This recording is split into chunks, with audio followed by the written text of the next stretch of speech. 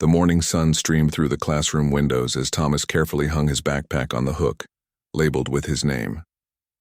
He smoothed down his slightly wrinkled shirt and took a deep breath before walking to his desk. At 12 years old, Thomas knew the routine well. He'd been in this school since kindergarten, but somehow, 6th grade felt different. The whispers seemed louder, the stares more obvious. Thomas had Down syndrome. His eyes, with their distinct almond shape, saw the world differently, often finding beauty where others didn't. His face, with its rounder features, was quick to break into a genuine smile that rarely appeared these days at school. His slightly shorter fingers moved with unexpected grace when no one was watching. "Look, he's wearing mismatched socks again," whispered a boy named Pete to his friend. They didn't try to keep their voices down. Thomas glanced at his feet. One blue sock, one green sock. His mom had been in a rush this morning, helping his little sister who had a fever. Thomas had picked out his own socks, and he liked these colors together. They reminded him of the earth and sky. "Hey, Tommy," called Pete louder now. "Did you forget how to count to 2? A few kids laughed. Thomas kept his eyes down and slid into his seat. He'd learned not to answer. Answering only made things worse. Mrs. Patel, their homeroom teacher, entered just then. She was a kind woman with deep laugh lines around her eyes, but even she sometimes spoke to Thomas too slowly, as if he couldn't understand normal speech. Thomas could understand just fine. Sometimes words got jumbled when he tried to speak them aloud, especially when he felt nervous, but in his head, everything was clear. "Good morning, class," Mrs. Patel said cheerfully. "Today we'll be starting our science projects. Everyone will need to pair up." Thomas's stomach tightened. Group work always meant the same thing, being the last one picked or worse, being assigned to someone who would then complain loudly about their bad luck. As predicted, the classroom erupted into motion as kids quickly grabbed their friends' hands. Thomas sat still, watching the familiar scene unfold. Within minutes, everyone had paired off except for Thomas and Liam, a quiet boy who had moved to town just last month. Thomas and Liam. "You two will work together," Mrs. Patel announced. Liam didn't protest out loud, but his slumped shoulders said enough. Thomas tried to smile at him, but Liam was busy scribbling something in his notebook, not looking up. The morning dragged on with lessons in math and history. Thomas worked hard to concentrate, writing notes carefully in his special notebook with the wider ruled paper. He knew he was smart in his own way. His parents always told him so. But school learning moved too fast sometimes, with teachers rushing through concepts before Thomas could fully grasp them. At lunch, Thomas sat at his usual spot at the end of a long table. Most kids left several empty seats between themselves and him, as if his condition might somehow be contagious. He unpacked the lunch his father had prepared, a sandwich cut into stars using a cookie cutter, apple slices, and a small container of ranch dressing for dipping. His dad always tried to make lunch special since he knew school days were tough. Thomas had just taken his first bite when he felt something hit the back of his head. He reached up and felt a wet spitball in his hair. Laughter erupted from a few tables away. He didn't turn around. Instead, he carefully picked out the spitball and continued eating, pretending he hadn't noticed. Mrs. Chen, the music teacher, was on lunch duty today. She noticed what happened and walked over to the table where the laughter had come from. Thomas couldn't hear what she said, but the boys there suddenly became very interested in their lunch trays. Mrs. Chen then stopped by Thomas's table. "Are you okay, Thomas?" she asked gently. "I'm okay," he replied, his words coming out a bit thicker than he intended. Sometimes his tongue felt too big for his mouth when he spoke. "Would you like to come eat in the music room? I need to prepare for the afternoon classes anyway," she offered. Thomas nodded gratefully and gathered his lunch. The music room was his favorite place in the entire school. The hallway was quiet as they walked, their footsteps echoing on the polished floor. Thomas relaxed a little with each step away from the cafeteria. "You know," Mrs. Chen said as she unlocked the music room, "the piano needs dusting. Would you mind helping me after you finish your lunch?" Thomas nodded eagerly. The piano was a beautiful grand piano that had been donated to the school years ago by a former student who had become a professional musician. It sat in the corner of the music room, its black surface gleaming. After finishing his lunch, Thomas carefully wiped down the piano with the soft cloth Mrs. Chen provided. She had to step out briefly for a meeting, telling him he could stay until the bell rang. Alone in the room, Thomas glanced at the piano keys. now exposed after he'd lifted the cover to clean underneath. He looked toward the door. No one was there. Slowly, he slid onto the bench. His fingers hovered over the keys for a moment before gently pressing one. The clear note hung in the air, and something inside Thomas seemed to shift and settle at the same time. He pressed another key, then another. There was no song yet, just individual notes, but even those sounded beautiful to him. Without really knowing what he was doing, Thomas began to play. Not a proper song with sheet music, he couldn't read that yet, but something he'd heard on the radio that morning. His right hand found the melody while his left somehow knew which lower notes would support it. It wasn't perfect, but it was recognizable. He closed his eyes, letting his fingers explore the keyboard. The music filled the empty room, surrounding him like a protective bubble where nothing else existed. No staring classmates, no spitballs, no mismatched socks. Just sound, beautiful sound that he could control and shape. The bell's harsh ring startled him so badly he nearly fell off the bench. Quickly, he closed the piano cover and grabbed his lunch containers, heart racing at the thought of being caught. Mrs. Chen returned just as Thomas was about to leave. "Did you have a nice quiet lunch?" she asked. Thomas nodded, not mentioning the piano. It felt like a secret, something just for him. "You can come here anytime you need a break," she said, giving him a kind smile. The music room is always open for students who love music. Thomas hurried to his afternoon classes, the memory of the piano keys under his fingers staying with him like a comforting friend. That afternoon seemed to drag by even more slowly than the morning. During social studies, when they were reading about ancient civilizations, Pete leaned over and whispered, "Hey, Tommy, bet you'll still be learning the alphabet when we're in college." A few nearby students snickered. The teacher didn't notice. By the time the final bell rang, Thomas felt the familiar weight of a difficult day pressing down on his shoulders. He trudged to his bus, keeping his eyes on the ground to avoid making accidental eye contact with anyone who might take it as an invitation to tease him. At home, things were different. Thomas's house was a small one-story building with a yard full of his mother's flower gardens. Inside, it smelled of cinnamon and lemon cleaner. His mother always said she wanted home to feel like a warm hug after a cold day. "How was school?" she asked when he came through the door. "Fine," Thomas answered, the same thing he said every day. He never told his parents about the spitballs or the whispers. It would only make them sad, and they already had enough to worry about. His little sister Grace was lying on the couch with a cool cloth on her forehead. She had been born with a heart condition, and though she was doing well after her surgeries, she still had days when she needed extra rest. "Tommy," she said weakly, using the nickname that only she was allowed to use. "Will you play for me?" In the corner of their living room sat an old upright piano. It had belonged to their grandmother, and when she passed away 2 years ago, it had come to live with them. It wasn't fancy like the one at school. Some keys stuck and others were slightly out of tune, but Thomas loved it fiercely. Thomas set his backpack down and went to the piano without hesitation. At home, he didn't have to hide this part of himself. Here, his music was welcomed, celebrated even. He began to play a gentle melody, something he'd heard in a movie Grace loved. His fingers moved with surprising confidence across the keys, finding the notes through instinct rather than training. He'd never had a piano lesson in his life.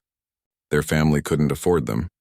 And besides, most piano teachers weren't sure how to teach someone like Thomas. But that hadn't stopped him from teaching himself. Hours upon hours at this piano, playing by ear, replaying songs until his fingers knew them by heart. As Thomas played, his mother stopped folding laundry and stood quietly in the doorway, watching her son transform. When Thomas played, the hesitation in his movements disappeared. The slight droop of his shoulders from carrying the weight of a hard day straightened. His face relaxed into an expression of pure focus and joy. His father arrived home from his construction job while Thomas was still playing. Instead of interrupting, he slipped off his dusty boots and stood beside his wife, both of them watching their son with identical expressions of wonder and pride. Thomas didn't notice his audience had grown. He was lost in the music, in the one place where he never felt different or less than, where his fingers could speak more eloquently than his words ever could, where Down syndrome didn't define or limit him. When he finally finished playing, his sister clapped weakly from the couch. "That was the best one yet, Tommy," she said.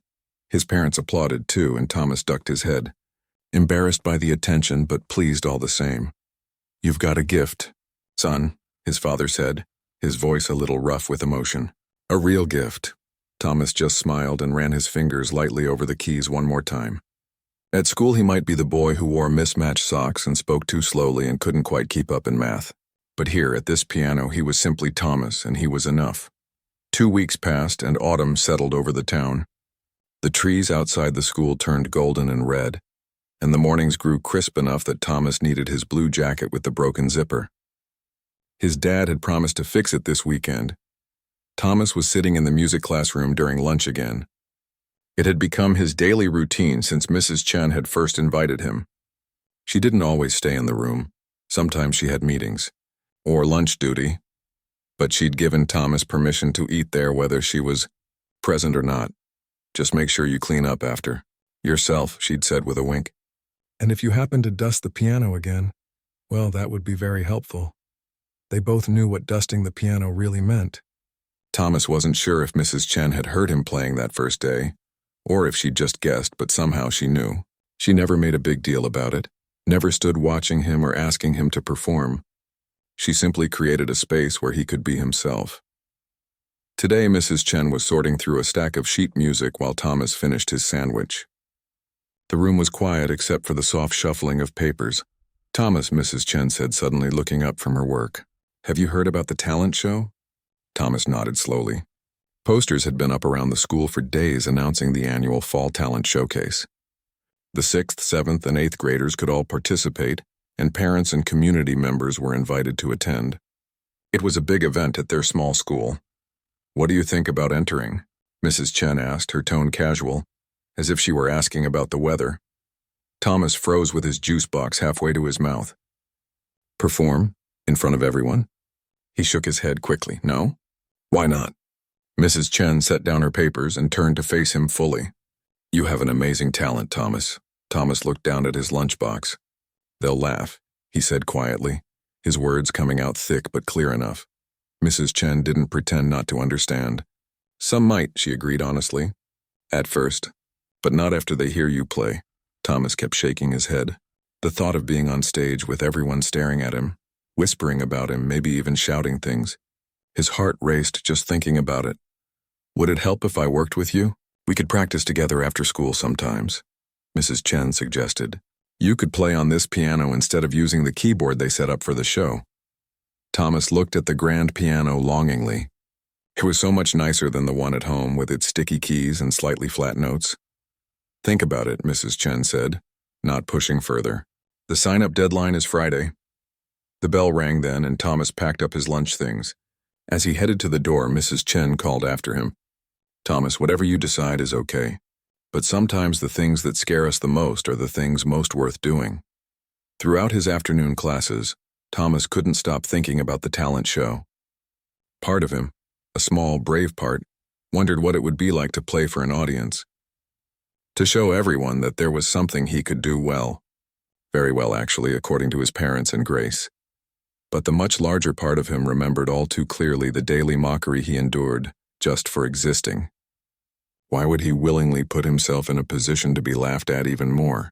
By the time he got home, Thomas had decided to forget about the whole idea. But as he helped his mother prepare dinner, chopping vegetables with careful, deliberate movements, she noticed something was on his mind. "You're quieter than usual today," she observed, stirring a pot of simmering soup. "Rough day?" Thomas shrugged. "Want to talk about it?" He didn't really. But somehow he found himself telling her about Mrs. Chen's suggestion anyway. His mother's eyes lit up. "The talent show? Oh, Thomas, that would be wonderful." "No," Thomas said firmly, surprising both of them with his forceful tone. "They'll make fun." His mother's face softened. She wiped her hands on a dish towel and pulled out a kitchen chair, sitting down so she was at eye level with him. "People often fear what they don't understand," she said gently. "And sometimes the only way to help them understand is to show them." "I'm scared," Thomas admitted, his voice barely above a whisper. "That's okay. Being brave doesn't mean you're not scared. It means you do something even though you are scared." Thomas's father came in from the garage then, covered in sawdust from his weekend woodworking project. He caught the tail end of their conversation, "What's our boy scared of?" he asked, washing his hands at the sink. Thomas's mother explained about the talent show. To Thomas's surprise, his father didn't immediately agree that it was a great idea. "That's a tough one," he said, drying his hands thoughtfully. "Those school events can be pretty rough. Remember the science fair last year?" Thomas remembered. Some older boys had deliberately bumped his table, causing his project, a carefully constructed model of the solar system, to crash to the floor. They'd claimed it was an accident and there had been no consequences for them. This would be different, his mother argued. He'd be on stage, protected. Maybe, his father conceded. He turned to Thomas.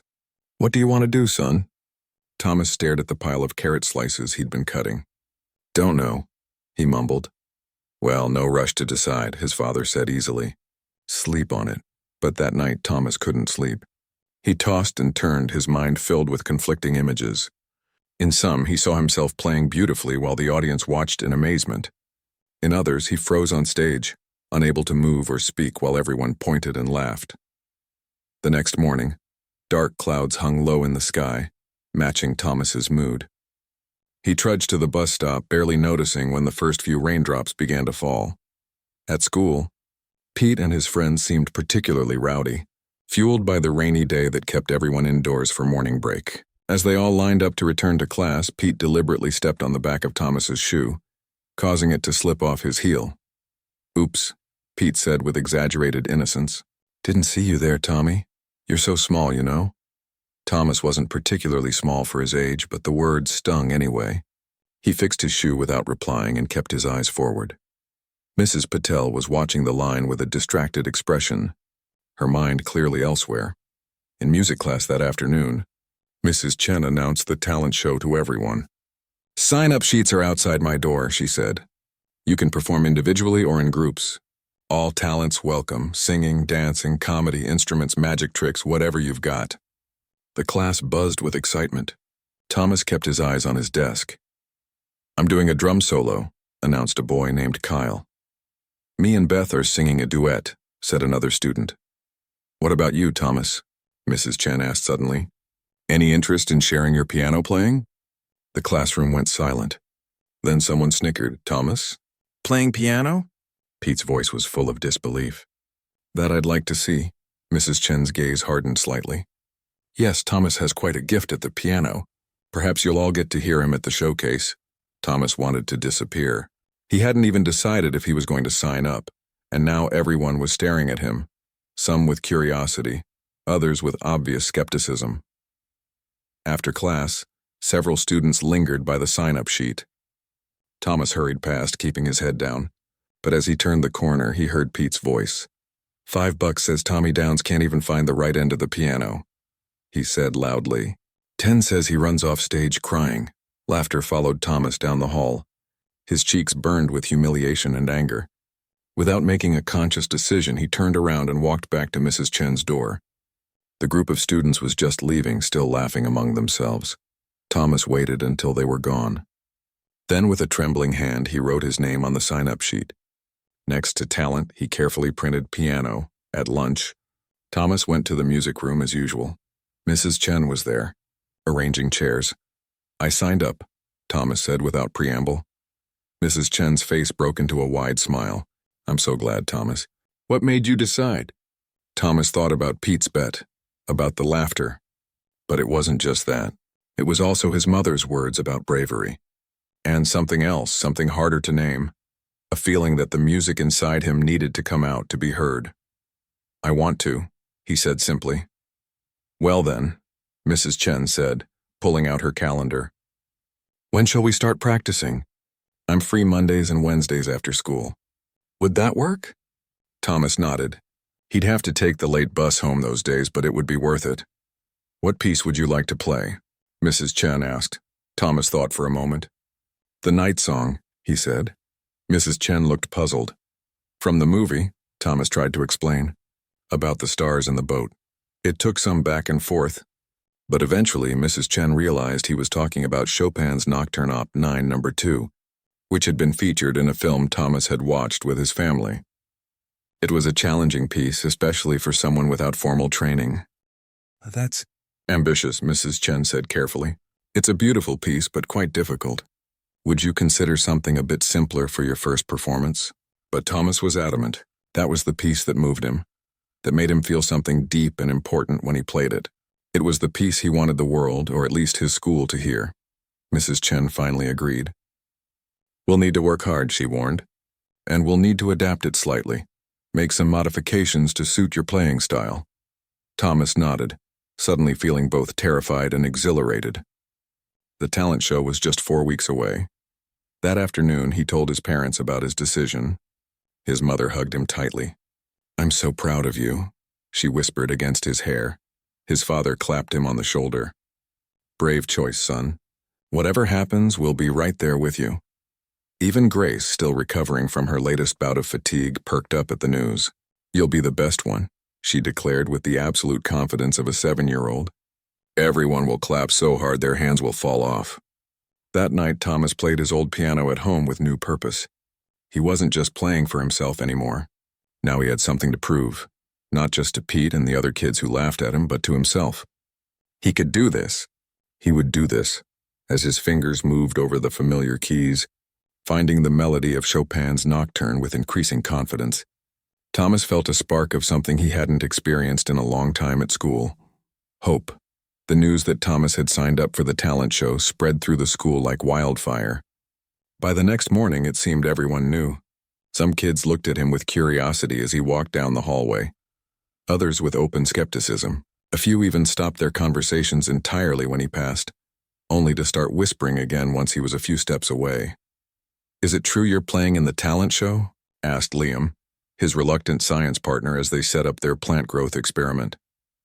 Thomas nodded, focusing on carefully measuring water into a beaker.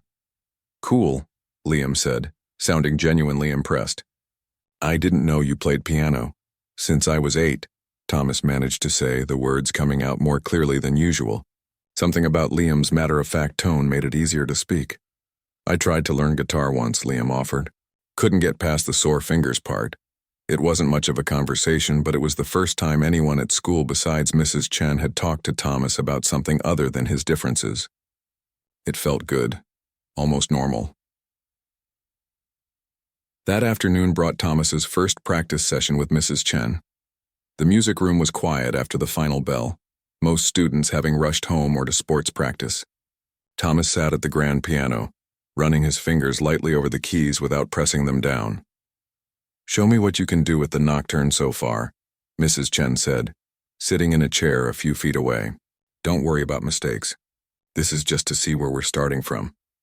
Thomas took a deep breath. Playing for Mrs. Chen was different than playing alone or even for his family. She was a real music teacher who knew when things weren't right. His hands felt suddenly sweaty. Whenever you're ready, she said gently. Thomas closed his eyes for a moment, trying to find that calm place music usually took him to. Then he began to play. The first few notes came out hesitantly. His fingers felt stiff and awkward. He missed a note, then another. Frustrated, he stopped. I can do better, he said, his cheeks hot with embarrassment. I'm sure you can, Mrs. Chen agreed, but that wasn't bad at all. You know the melody by heart already. That's impressive for such a complex piece. She moved to sit beside him on the bench. Let's break it down into smaller sections. We'll start with just the first 8 measures. For the next hour, they worked on just those 8 measures. Mrs. Chen showed Thomas how to position his hands more effectively, how to use his pinky finger for certain notes, how to create the flowing sound that made Chopin's music so beautiful. Music is like a language, she explained, and Chopin was a poet. He's telling a story with these notes. What story do you think this music is telling? Thomas thought for a moment. About nighttime, he said slowly. When everything is quiet but not scary quiet. Peaceful quiet. Mrs. Chen smiled. Yes, I think so too. A peaceful night, maybe with stars out. That's why they call it a nocturne. It means night music. By the end of the session, Thomas could play those first 8 measures smoothly, though still not at full speed. His back ached from sitting so straight and his fingers felt stretched in new ways, but there was also a sense of accomplishment. You've done really well today, Mrs. Chen told him as they packed up. Practice those 8 measures at home if you can. And remember, music isn't just about hitting the right notes. It's about feeling something and helping others feel it too. The late bus was nearly empty. Thomas sat alone, watching raindrops race each other down the window as he replayed the session in his mind. His fingers moved on his knees, practicing the fingering for those 8 measures. At home, he went straight to the piano. His mother was in the kitchen cooking dinner, and Grace was coloring at the coffee table. Thomas played the section he'd worked on with Mrs. Chen, trying to remember everything she'd taught him. "That sounds different," his mother called from the kitchen. "In a good way." Thomas played it again, this time focusing on making it sound peaceful, like a quiet night with stars. When his father came home from work, Thomas played the section for him too. "Now that's something," his father said, genuine admiration in his voice. "Mrs. Chen must be a good teacher." "She is," Thomas agreed. "But it's hard." "Most worthwhile things are," his father replied, ruffling Thomas's hair. The next few days fell into a pattern. Thomas would go to his regular classes, eat lunch in the music room, sometimes playing a little, sometimes just sitting quietly, then either go to practice with Mrs. Chen or head home to practice there. The piece was slowly coming together, measure by measure, but not everyone was supportive of Thomas's efforts. On Friday, almost a week after he'd signed up for the talent show, he overheard Pete talking to a group of boys in the hallway. "My mom's making me go to this lame talent show because my sister's in it," Pete was saying. "The only good part will be watching Tommy Downs make a fool of himself." "Think he'll cry when everyone laughs?" The boys snickered. Thomas, who had been about to round the corner, froze. His heart hammered in his chest. "I don't know, man," said another voice, Kyle, who played drums. "Mrs. Chen says he's actually pretty good." "Mrs. Chen also thinks recorder concerts are fun," Pete scoffed. "Besides, even if he can play Mary Had a Little Lamb or whatever, you know he'll mess up. He can barely talk. How's he going to play Chopin?" Thomas backed away quietly, then took a different route to his next class, his earlier confidence evaporating. Pete was right. What had he been thinking? He couldn't play Chopin in front of the whole school. It had been a stupid idea. That afternoon, he went to the music room intending to tell Mrs. Chen he was dropping out of the talent show. But when he arrived, he found not only Mrs. Chen but also the principal, Mr. Rivera, sitting at the piano. "Ah, Thomas," Mrs. Chen said brightly. "Perfect timing. Mr. Rivera was just asking about the talent show, and I was telling him about your amazing progress with the Chopin piece." Mr. Rivera, a tall man with kind eyes behind thick glasses, smiled at Thomas. "Mrs. Chen has been singing your praises, Thomas. I'm looking forward to hearing you play at the showcase." Thomas looked at his shoes, unable to say what he'd come to say with both adults looking at him so expectantly. "Perhaps you could give Mr. Rivera a preview?" Mrs. Chen suggested. "Just the section we've been working on this week?" Thomas shook his head, panic rising in his throat. Mrs. Chen seemed to sense his distress. "Or perhaps another time," she said smoothly. "We've got lots of practicing to do today." Mr. Rivera stood up. "No pressure, Thomas, but I'm genuinely looking forward to your performance. It's not every day we have a pianist tackling Chopin in our talent show." After the principal left, Thomas finally managed to speak. "I want to quit," he blurted out. Mrs. Chen's eyebrows rose in surprise. "Quit? But you've been making such wonderful progress. What happened?" Thomas couldn't bring himself to repeat what Pete had said. Instead, he just shook his head. "Too hard," he mumbled. Mrs. Chen was quiet for a moment. Then she said, "Yes, it is hard. Very hard. And you know what? I think that's why it matters so much that you do it." Thomas looked up, confused. "Thomas, do you know why I became a music teacher?" Mrs. Chen asked, sitting down beside him. He shook his head. "Because when I was about your age, I was very shy, almost painfully shy. I never raised my hand in class. I ate lunch alone most days. But I loved playing the violin. When I played, I wasn't shy anymore. The music spoke for me." She smiled at the memory. "My music teacher encouraged me to join the school orchestra, even though I was terrified. And that changed everything for me. Not overnight, it wasn't a miracle cure for my shyness, but it showed me and everyone else that there was more to me than what they could see on the surface." Thomas listened, surprised. He couldn't imagine Mrs. Chen being shy. "I became a teacher because I wanted to do for other kids what my teacher did for me," she continued. "Help them find their voice, whether that's through a violin, a trumpet, or a piano." She looked directly at Thomas. "I can't make you stay in the talent show. That has to be your choice. But I believe you have something special to share. And sometimes the hardest things to do are the ones most worth doing. They were almost the same words his mother had used. Thomas stared at the piano keys thinking, "Why don't we practice a bit more today and you can decide by next week?" Mrs. Chen suggested. No pressure either way, so they practiced. The middle section of the nocturne was giving Thomas particular trouble. There was a part where his left hand had to stretch to reach a low note, while his right hand played a delicate melody. Over and over they worked on it, but Thomas kept fumbling the transition.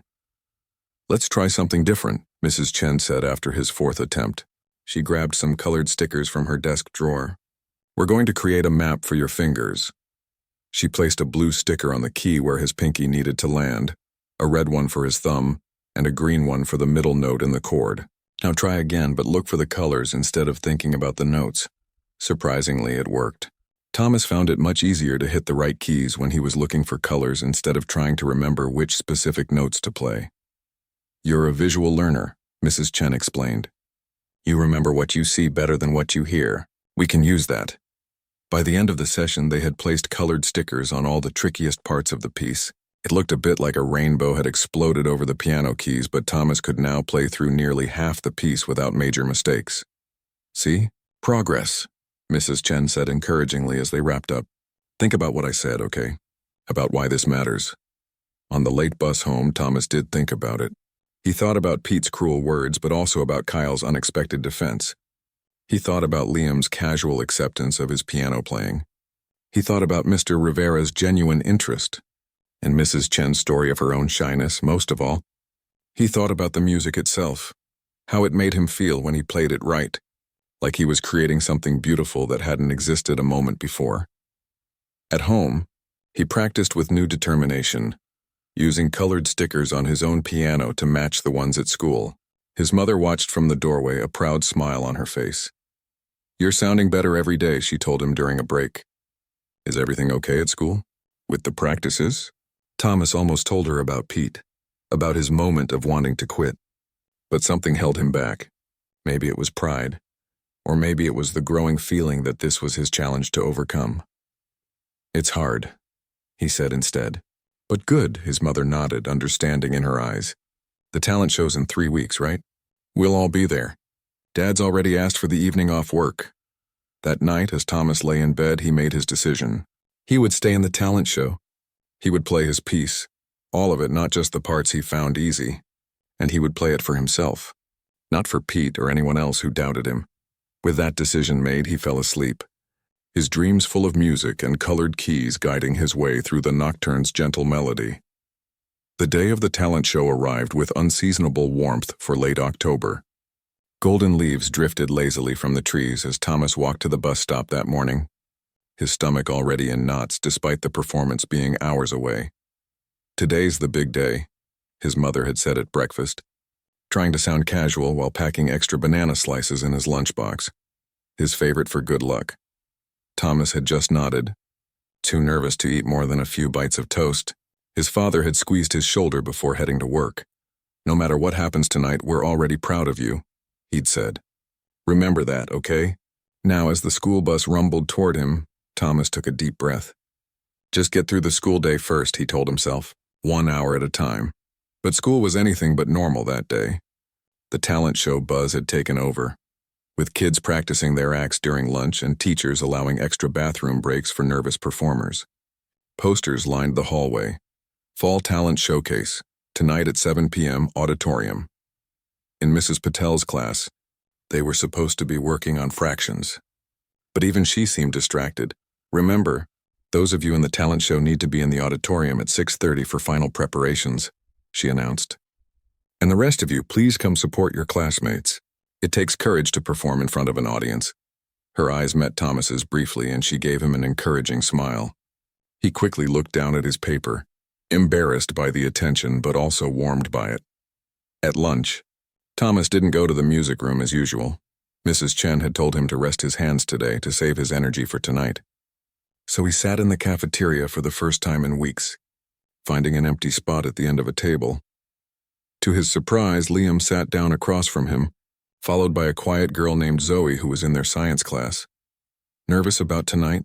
Liam asked, unwrapping a sandwich. Thomas nodded. "I would be too," Zoe said. I can't even do presentations without feeling like I might throw up. I'm doing a magic trick, Liam offered. Nothing fancy, just some card tricks my uncle taught me. Thomas hadn't known Liam was in the talent show too. Good luck, he managed to say. You too, Liam replied. What song are you playing again? Chopin, Nocturne. Zoe's eyes widened. That's a hard one. My sister took piano lessons for years and she couldn't play that. Thomas wasn't sure if this was meant to make him feel better or worse. He shrugged and took a bite of his sandwich to avoid having to respond. Well, I think it's cool, Liam said. Even if you mess up, at least you tried something hard instead of something easy. The afternoon classes dragged by in a blur of anxiety. Thomas couldn't focus on the science video they were watching or the English assignment about adjectives. All he could think about was the auditorium, filled with people, all eyes on him. When the final bell rang, Thomas went straight to the music room. Mrs. Chen had said he could practice one last time before heading home to rest and change for tonight. The piano looked the same as always, its gleaming surface reflecting the afternoon sunlight. Thomas sat down, flexing his fingers. They felt cold and stiff despite the warm day.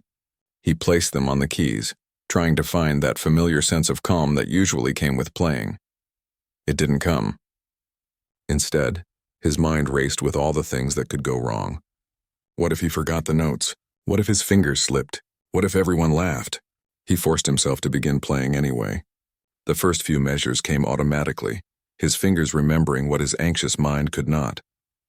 But as he reached the middle section, the part he still sometimes struggled with, he fumbled badly, hitting a jarring wrong note. Thomas snatched his hands away from the keys as if burned. Tears of frustration stung his eyes. All those weeks of practice and he still couldn't get it right when it mattered. Thomas? Mrs. Chen's voice came from the doorway. She'd been in a staff meeting but had promised to check on him before he left. How's our pianist doing? Thomas shook his head, not trusting himself to speak without crying. Mrs. Chen sat beside him on the bench. Rough practice? Can't do it, Thomas whispered, his voice thick. Keep messing up. Mrs. Chen said thoughtfully. You know, I've been teaching music for 20 years and I've never met a musician who didn't make mistakes. Not one. Thomas looked at her skeptically. It's true, she insisted. Even the professionals you hear on recordings, they made mistakes too. They just recorded the songs many times until they got one version perfect. Music isn't about being perfect, Thomas. It's about expressing something true. She touched one of the colored stickers on the piano keys, a bright green dot marking where his thumb should land in a difficult transition. Do you remember why we put these here? To help me remember, Thomas said. That's right. Because everyone needs help sometimes. There's no shame in that. She paused, then added, What if we put a few more stickers on just for tonight? Extra help for the tricky parts? Thomas nodded gratefully. Together, they added a few more colored dots to the keys, creating an even clearer map for his fingers to follow. Mrs. Chen had already arranged for the performance piano to have the same stickers in place for tonight. One more thing, she said, reaching into her bag. She pulled out a small bottle of hand lotion. For pianists. It warms up your fingers and helps with nerves. She squeezed a small amount onto Thomas's hands, showing him how to rub it in.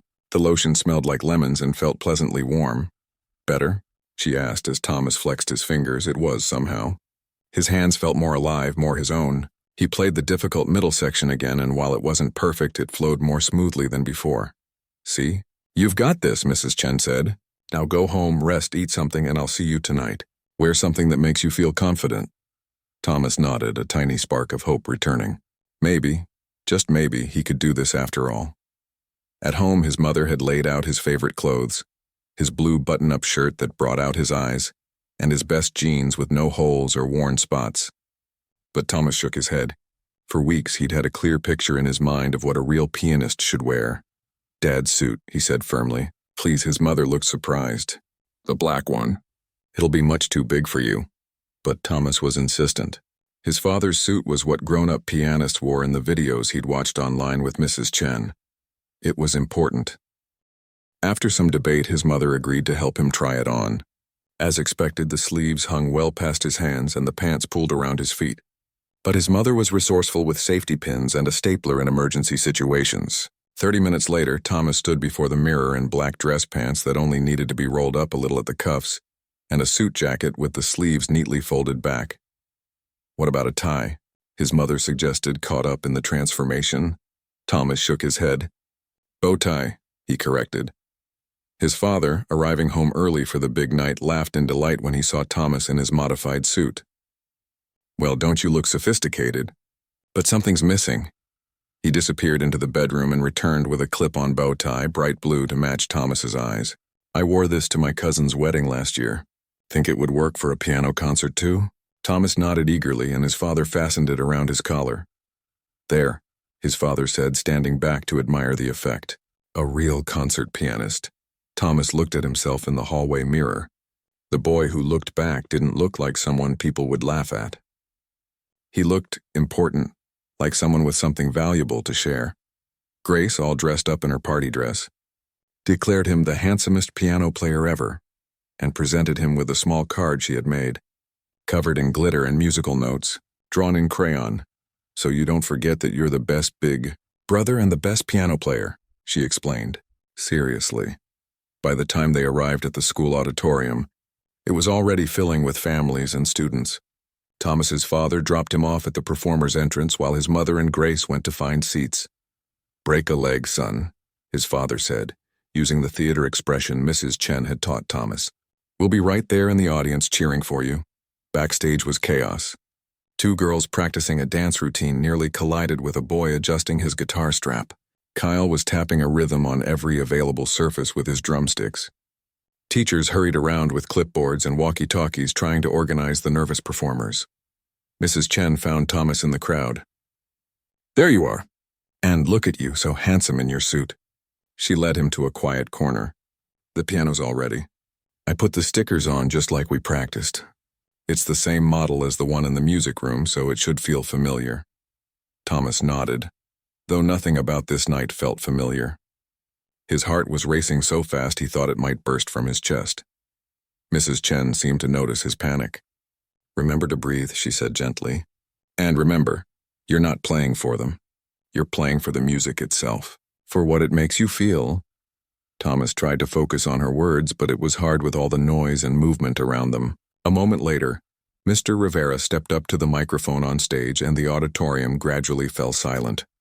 Welcome to our annual Fall Talent Showcase, his voice boomed. We have an exciting lineup of performances tonight from our talented middle schoolers. As Mr. Rivera continued with his introduction, Mrs. Chen checked the program. You're eighth, she whispered to Thomas. After Liam's magic act and before Kyle's drum solo.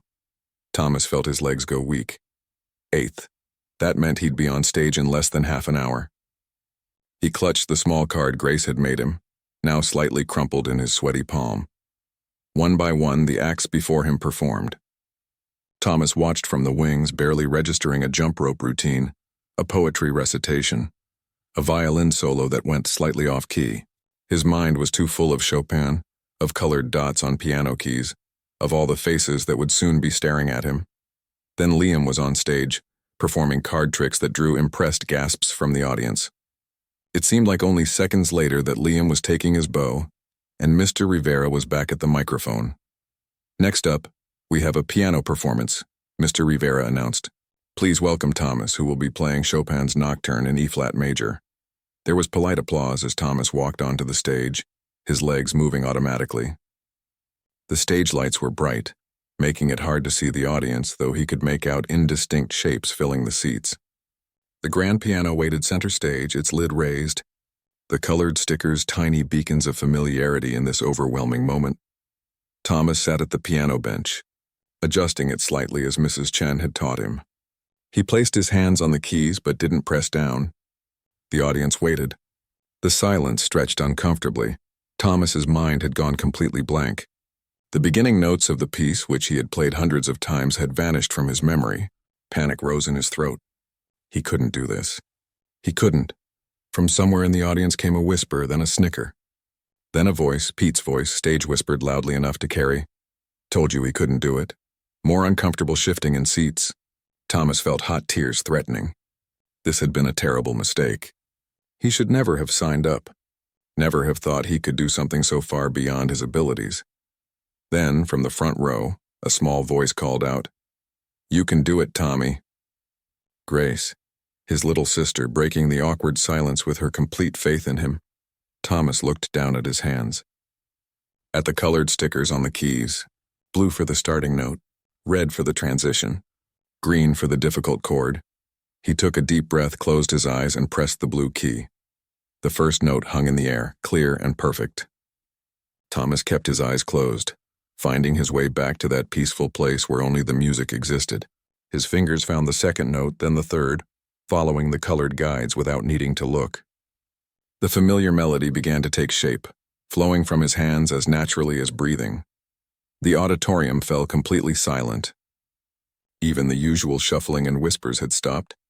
There was only Thomas and Chopin's gentle night music filling the space with something unexpected and beautiful. As he moved into the second section of the piece, Thomas dared to open his eyes. The stage lights were still too bright to see individual faces, but he could sense the audience's attention. It wasn't the mocking attention he'd feared, but something different, a collective holding of breath, a shared moment of surprise. His confidence growing with each measure, Thomas allowed his upper body to sway slightly with the music's gentle rhythm. Mrs. Chen had encouraged this during their practices. "Let the music move through you," she'd said. "Don't just play it with your fingers, play it with your whole self." Now, on stage in his father's too big suit with the sleeves rolled up and the blue bow tie at his neck, Thomas did exactly that. He gave himself over to the music completely. The middle section, the part he'd struggled with most, approached. Thomas took a deep breath, his eyes finding the green sticker that marked the beginning of the difficult passage. To his amazement, his fingers moved smoothly through the transition, hitting each note with confidence. The hours of practice had embedded the music not just in his mind but in his muscles.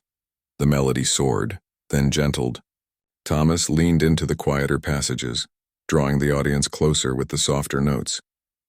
Then he built the music back up, his small hand somehow spanning the octaves needed for the piece's emotional climax. Throughout it all, Thomas remained in that rare, perfect space where self-consciousness fell away. He wasn't thinking about Down syndrome or classmates or the too long sleeves of his jacket. He was thinking only of night skies and peaceful moments and the pure joy of creating something beautiful. As the final notes approached, Thomas felt an unexpected pang of sadness. He didn't want it to end. This moment when he was defined not by his differences but by his music. He lingered over the last phrases, giving each note space to breathe before finally releasing the sustain pedal and lifting his hands from the keys. For one terrible moment, there was complete silence. Thomas stared at the keyboard, afraid to look up. Had he made mistakes he hadn't noticed? Had they all been silently laughing? Then the applause began. Not polite, obligatory clapping, but thunderous, wholehearted applause that filled the auditorium. Someone stood up. Then another person. Then entire rows. A standing ovation. Thomas blinked in confusion, finally looking up to see the blurry shapes of people on their feet, hands coming together again and again. He could make out his family in the third row. His mother openly crying, his father wiping suspiciously at his eyes. Grace jumping up and down while clapping as hard as her small hands could manage. From the wings, Mrs. Chen was beaming, making an unmistakable gesture for Thomas to stand and take a proper bow as she'd taught him. Shakily, Thomas rose from the piano bench. His legs felt wobbly beneath him, part relief and part leftover adrenaline. He stepped forward and bent awkwardly at the waist in a semblance of a formal bow. The applause intensified. Someone whistled. Thomas straightened, a tentative smile forming on his lips. He'd done it. He'd actually done it. As he made his way off stage, his eyes finally adjusting to the dimmer light in the wings, the first person he saw clearly was Pete. The boy who had tormented him all year was standing in the shadows, his mouth slightly open in undisguised shock. For a brief moment, their eyes met. Thomas expected to feel triumph or vindication. Instead, he felt something closer to understanding. Pete hadn't believed Thomas could play like that because no one had ever shown him otherwise. Until tonight. Then Mrs. Chen was hugging him, her words tumbling out in excited praise. "Thomas, that was magnificent. Absolutely magnificent. I knew you could do it, but even I didn't expect. Oh, I'm so proud of you." Other performers clustered around, offering congratulations. Kyle clapped him on the shoulder. "Dude, that was seriously awesome."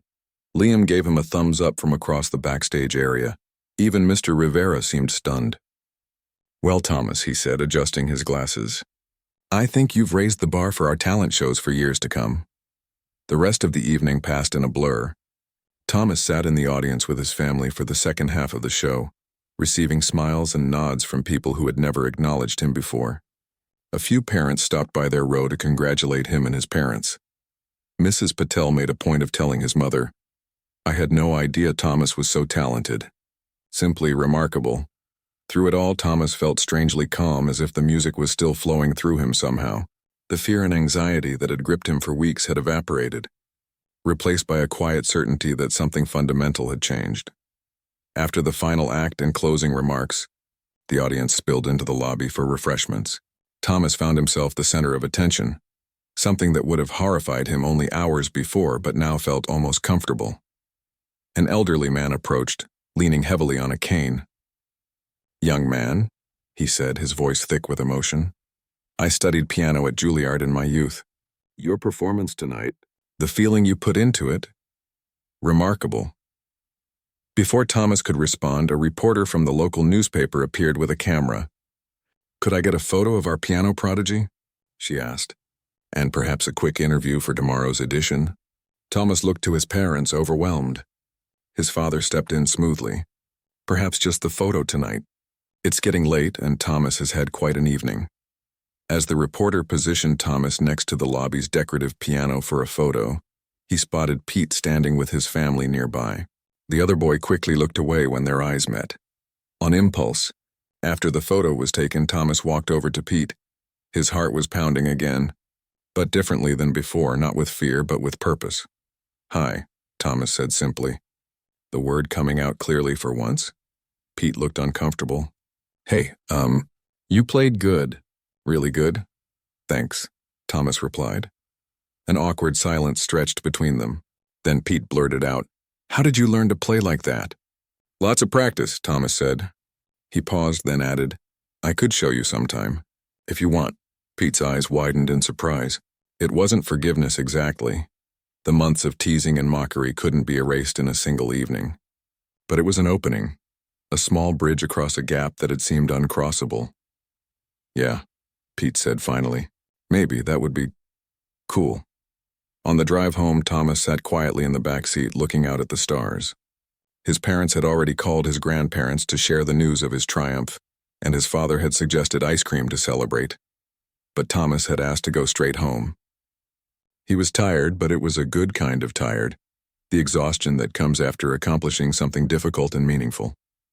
"Penny for your thoughts," his mother said, turning to look at him from the front seat. Thomas considered the question. How could he explain what tonight had meant? It wasn't just about proving people wrong or playing a piece well. It was about discovering a new version of himself, one who could do hard things, who could move people with music, who could stand tall under bright lights and be seen for his gifts rather than his limitations. "I did it," he said simply. "You certainly did," his father agreed, his voice filled with pride, and then some. At home, Thomas changed out of the suit, carefully hanging it up in his father's closet. He brushed his teeth, said goodnight to Grace, who made him promise to play that beautiful sleepy song for her tomorrow, and climbed into bed. But sleep didn't come immediately. His mind was too full of the evening's events, replaying like a movie behind his closed eyelids. The colored stickers on the keys, the moment of panic before the first note, Grace's encouragement, the feeling of the music taking over, the standing ovation, Pete's stunned face, the newspaper photo, so many moments that added up to something life-changing. The next morning, Thomas woke to the sound of rainfall pattering against his window. For a moment, he wondered if the previous night had been a dream. Then he spotted his bow tie hanging on the doorknob where he'd left it, and he knew it had all been real. Downstairs, his family greeted him like a returning hero. His father made pancakes in the shape of musical notes. His mother had already bought a frame for the newspaper article that would come out later that day. Grace insisted on wearing her party dress again, because it's still a special day. "So," his mother said, setting a glass of orange juice in front of him. "What's next for our pianist?" Mrs. Chen mentioned something about music lessons with a friend of hers at the community college. Thomas nodded. Mrs. Chen had brought it up weeks ago, but he'd been too focused on surviving the talent show to think beyond it. Now, though, new possibilities stretched before him like an open road. "And I was thinking," his father added, flipping a pancake with a flourish, "maybe we could fix up that old piano properly, get it tuned, replace those sticky keys. What do you think?" "Yes, please," Thomas said, smiling at the thought of his beloved instrument being restored to its full potential. At school on Monday, Thomas noticed the differences immediately. Kids who had never spoken to him before said hello in the hallways. Teachers looked at him with newfound respect. His desk, which usually had a clear zone of emptiness around it, now had neighboring seats filled with classmates who didn't seem bothered by sitting near him. Mrs. Chen had pinned the newspaper article on the music room bulletin board. There was Thomas in his father's suit and bright blue bow tie, looking surprised but pleased beside the lobby piano. The headline read, "Local Students' Stunning Performance Changes Perceptions." "They got it right," Mrs. Chen said, coming to stand beside him as he read the article. "You did change perceptions, Thomas. Including, I think, your own." Thomas nodded, understanding exactly what she meant. He had entered the talent show as the boy with Down syndrome that everyone underestimated. He had emerged as Thomas, the pianist who played Chopin with heart and made an audience rise to their feet. Later that day, during lunch, Thomas headed toward the music room out of habit. But halfway there he paused. The cafeteria was just down the hall, filled with noisy students and social complexities he'd avoided for months. After a moment's hesitation, Thomas changed direction. As he entered the crowded lunchroom, he spotted Liam and Zoe at a table near the windows. Taking a deep breath, he walked over to them. "Can I sit here?" he asked. They both looked up and smiled. "Sure," Liam said, moving his backpack to make room. "We were just talking about the talent show. Kyle's thinking of starting a band and he wants to know if you'd be interested." "Me?" Thomas asked, surprised. "Well, yeah," Zoe said, as if it were obvious. "Every band needs a keyboard player, especially one who can play like you." Thomas sat down, unpacking his lunch as Liam launched into ideas for band names. Around them, the cafeteria buzzed with the ordinary chaos of middle school life. But Thomas was no longer separate from it, no longer defined solely by his differences. The boy with Down syndrome who played piano was now simply Thomas, who played piano beautifully, and that had made all the difference.